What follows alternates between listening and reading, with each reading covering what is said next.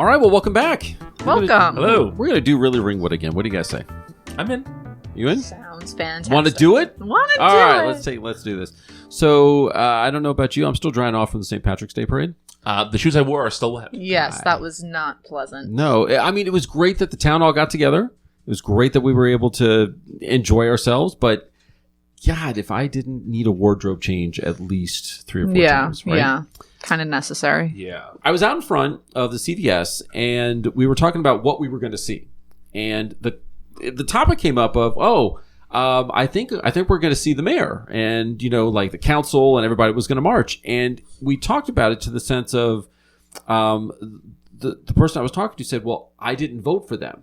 And I thought, well, yeah, you're right. You didn't vote for them, right? And then like voting in the fall for the mayor. Right, of exactly. Ringwood. Like It wasn't, and I said, oh, okay. Well, so who did you vote for? And it became, well, I don't remember, but I know I didn't vote for them, and I know I didn't vote for the deputy mayor. And then, but they told me who they voted for council, right?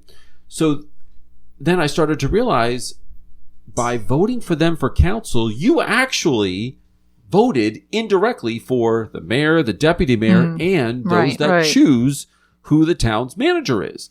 You're voting for people who will vote for those positions. And it made me realize very quickly that probably a lot of us in Ringwood don't necessarily know how in the heck does Ringwood work from a leadership perspective, right? So we all got our heads together here and said, we should actually probably talk about that because this is probably not the only time that this conversation has happened in our town of Ringwood. I mean, we know because, obviously we're nerds about how stuff runs in this town. Right. But not everybody is. So let's talk about how the heck does stuff work from a leadership perspective in elections and our government of Ringwood. So you heard us correctly. Ringwood has a mayor that we, the people, don't actually vote for. And why? Well, that's because Ringwood is governed under something called the Faulker Act. Specifically, a council manager plan is part of the Faulker Act. What exactly does that mean for the way Ringwood is governed? Well, let's dig into that a little bit. You might be thinking, well, wait a minute. How do I live in a town where I don't actually vote for the mayor? Yeah. That can't be legit. Right. That doesn't sound right. That sounds a little shady, a little sus, right? Right. But it really isn't. How are we governed? So we elect a council. You and I go to the polls. We elect people every couple of years for the positions on the town council. Voting for the council is the only way that we can vote for those who we feel will represent the best interests of Ringwood. If you ever thought, no big deal for local elections in Ringwood, you should think about how many times in the last few years you've asked yourself, why is this happening? Or who is running this town? Yeah. Yeah, how many times have we been around Fieldstone and someone's like, God, why can't we do something about why this doesn't place? someone just do something? Why does it take a movie coming here to make it seem like it's 1999 when it's not 1999, but really it still looks like 1999? And be kind and rewind and let's make the video. Anyway, yeah, what in the, how does this happen? So the people that we elect become the ones with the power to determine not just the legislative parts of our town's government, but the managers and the executives. And we'll get to that in a little bit. So we as the residents elect the council, but then the council elects a mayor and a deputy mayor, and the council hires a manager. So here's the thing. So the people you vote for council, whether you realize it or not, you are indirectly basically voting for the mayor, the deputy mayor, and the decision that's made for who runs the town. So what does each person do? What does the manager do? So the mayor is the one that chairs the meetings. In our town in Ringwood, they chair all of the meetings, all the council meetings. They're the ones that are the chairperson of that. And they have no power to appoint anybody. And they have no veto power. So in our town, the mayor is more than a figurehead, but they're basically... Not much more, but they are the chair of the meetings. Of the council. Meetings, right? Yeah, so they have as much, maybe a little bit more power than the average council member, but not particularly strong in terms of political power. Yeah. But for all intents and purposes, they are elected, they are nominated and voted on by those who are currently active in council. Right, yes. Right. So it is a council member who is also the mayor. So then how is the manager different than the mayor and different than the rest of the council? So the manager is essentially the chief executive of the borough of Ringwood. So you think of most corporations, you think of the CEO. They are not just the figurehead, but they are the ones that make all of the decisions that happen for that company or that corporation. But so in our town, the manager is essentially the chief executive. It is their job to prepare the budget that the council votes on, but they're the ones the manager is the one who decides where money is going to be spent, because they're the one that creates the budget that the council will debate and vote on. But it comes from that individual, the person who's the town manager. So you're saying the town of Ringwood has a CEO? You could look at it that way, yes. And the way that CEO gets their job is not by any of us in Ringwood. They are appointed or hired by the council. So does the manager get to vote on these things? Does he have a super vote? They don't have a vote specifically. However, because of the nature of their position, they really do wield a lot of power and influence in how things are done in Ringwood. Because when you're the chief executive, everybody kind of falls in line with what it is that you are going to do. Because by design, the chief executive officer, or the chief executive, in this case, the town manager, is there to do what's best for the interest of the company, or in this case, the community. So it is believed that if you were hired for that position, you are always going to be doing what's in the best interest for the town. So in that case, the council would, for all intents and purposes, support you, because also it is the council that hired you to be in that position. Not only that, but the manager appoints and dismisses department heads for different organizations in town. Oh. And so if someone is in with the town manager, they can get on position, they can be put in a position of power, right, where they are basically beholden to the manager so that they can keep their position. Taking a look at the current makeup of the council, well, we kind of talked about this before the last election, but based on the result of the last election, and even before that, it's one single party, and they all happen to be Republicans. So we're talking about a single party in power, and that naturally is going to limit the possibility for any real, meaningful discussion or any challenges to what's good for a one-sided agenda or one party just wielding all the power in our town. So just a question for the room here. How many of us have questioned decisions made by our town's leaders on spending and projects? Have all of us had some questions about those things? Probably once or twice several times. Right. No, honestly, let's think about it. Like even recently, the recent decision of the town to renew the quarry license. Yeah, that just came up. We had spoken about that on our last episode, and judging by the number of people that came to listen to that, apparently you all care about that too. So thank you for that. Yes, thank you. Therein is what happens in that single party that does not have the accountability of a check and a balance of voices from the other side, right? Yeah, and if as a citizen you're unhappy with our local government, every few years you'll have the opportunity to vote those folks out and install someone new in power. However, because of the Faulker Act, as long as the majority of the council wants to keep the manager intact, there is no recourse for the town wanting a change in the manager. Now, this takes power away from the people of Ringwood and the people who we, the townspeople, elect, and it puts it in the hands of someone who has very little accountability to the people of the town that they serve. Right, and you might think, well, this doesn't make sense. This can't be legal. This can't be legit. I mean, really, is this how it works? But it is absolutely legit. And in fact, there are 43 other municipalities in New Jersey that are run the very same way. And where there are proper checks and balances and accountability and transparency, it is actually pretty darn efficient for how it works and what it can do for the community and for the public. But the key there is that it has to be efficient. There has to be transparency there. Because that brings us to the way it's being used currently in Ringwood and exposes some flaws about when that doesn't happen.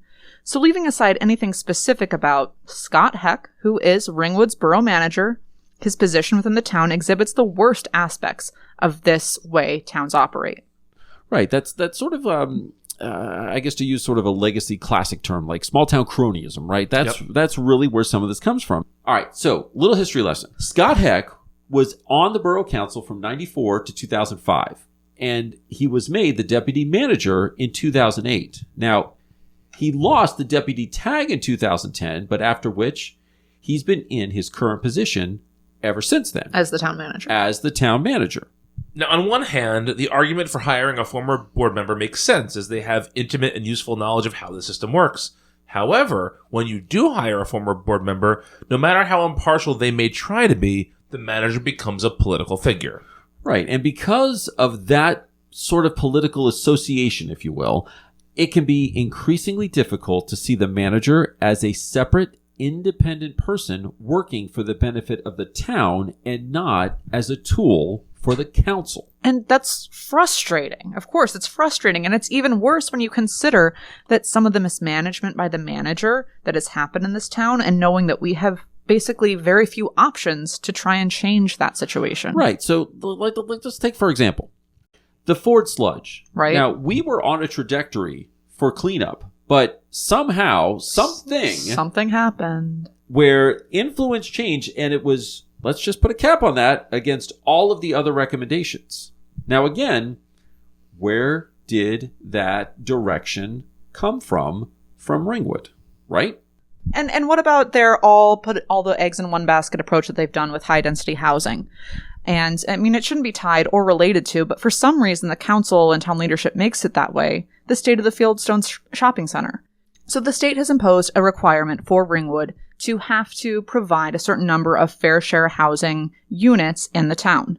And for whatever reason, we are being fed this narrative, which is not accurate at all, about high-density housing, specifically in the Fieldstone Shopping Center. Right, like that's the only way that we'll be able to make this obligation happen. And the reality is, the proposal does not come close to actually meeting our fair share housing obligation. So we're making this big change to a significant part of town, and it still doesn't fulfill our obligation. It's complete smoke and mirrors. It is lying to the people of Ringwood about what our obligation is and what we have to do to meet it. And not only that, the logistics to have to make that thing happen requires so many other dominoes to be set up that, whether it's the treatment plant, the expansion of Skyline Drive, there's so many other things that have to happen that for that one, it just doesn't seem right. It Exactly. doesn't seem like that's the one story we're being fed, all this time.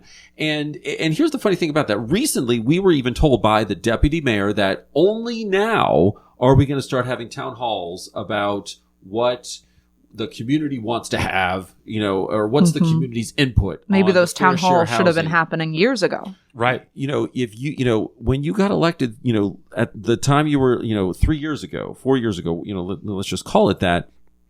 You've had an opportunity for the whole time that you've been in your term to call for these town halls, to get the community's input, but you wait until now to ask for it.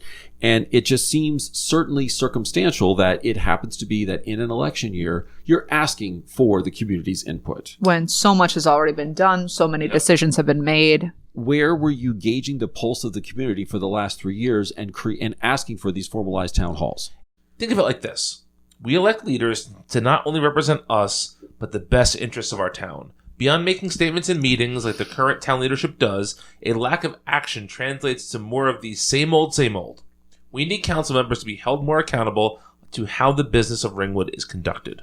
Because of staggered elections, let's just say the same party, happens to be a Republican, but let's just say the same party wins this year. It could mean that there would be no better opportunity to make any changes or have any opposing viewpoints presented to the leadership of our town at any sort of managerial level again until 2027. That sounds like more same old, same old. It does. That sounds like high-density housing is coming to Ringwood. That sounds like a lot of problems that we've identified are very likely going to happen. That sounds like more decisions being made without the input of the people of Ringwood. Absolutely. And that's not okay. If you're the one in power and you're trying to gain favor in an election year, you start to make yourself open to listening to the community. But what's more telling is not so much asking for the community's input in an election year. It's about what you and your party and the people in power have done in the non-election years. Exactly. So again, we said this earlier. Recently, the deputy mayor said that town halls are coming about the redevelopment of Skyline Drive and fair share housing and this high density housing question. And I haven't heard about any. Haven't heard about any, but Not on my calendar. When are they but coming? there are Facebook posts that, again, the lip service has been paid. I have said it. It's on record. I'm going to have these, but don't pay attention to what I haven't done. Pay attention to what I'm saying. I mean, just look at the quarry. The open forum name calling and the he said, she said, we witnessed is a great theater production that looks great on camera, but where's the accountability and the leadership that our town has been needing for the last 3 years while the quarry has been operating? So here's my question. Is it a coincidence that this is all happening in an election year? And not just an election year, but an especially important election year where 4 seats, the majority of the council, are up for grabs. I mean, if I'm on the council now, if I'm in the party that's in control and has been in control, and I need to at least put the illusion out there that I care about what all of you are thinking. But I'm going to have a town hall. I want to hear you. I'm going to make a speech that has absolutely nothing of substance, but I'm just going to regurgitate everything that's happening. I'm going to say things like, we live in a beautiful town. We live in a beautiful town. Would you guys agree with that? Absolutely. Absolutely. That's part of why we all moved here. Right. I think everybody that we live near would all say Ringwood is a beautiful town. We'd like to keep it that way. We would like to keep it that way. It's funny how sometimes the people who say that act in ways that maybe wouldn't keep it that way. Right. Act in ways that would bring thousands of new people, new cars, new traffic. And it's not about new people necessarily. It's right. about the way those new people will be incorporated into town. Yeah. To put them all in one place, in a place that is already heavily congested, and we all live through this. If you've ever tried to make that left turn into Dunkin' Donuts before 9 a.m. and you're like, God, I just want to get my coffee. And you think that you have those moments for 30 seconds while you're waiting for that left turn. Wait till you're waiting 90 seconds for that left turn and then look back and say, oh, God, I could have stopped this from happening. These are the kinds of conversations that we need to be having, especially this year. And again, while we are certainly not happy with how Manager Heck has handled certain things over his too many years in power, we don't think it's necessarily a good thing for anyone to be in an unelected, unchecked position of power for 13 years. And how do we look at changing that? We really think long and hard about who we vote for. Share our conversation with those that are in your little arenas, because that's where conversation happens. That's where this gets to continue. And don't feel like you're going to get beaten down or bullied because you're in control of the conversation. We're giving you the forum from which you can jump off and say, I listened to them. They are completely bonkers. Or, you know what? They are completely right. Or somewhere in between. We're glad to be part of that conversation. So thank you for that. Yes, thank you for listening. And we'll return in a few weeks with something else. Thank you. More to have fun with very soon.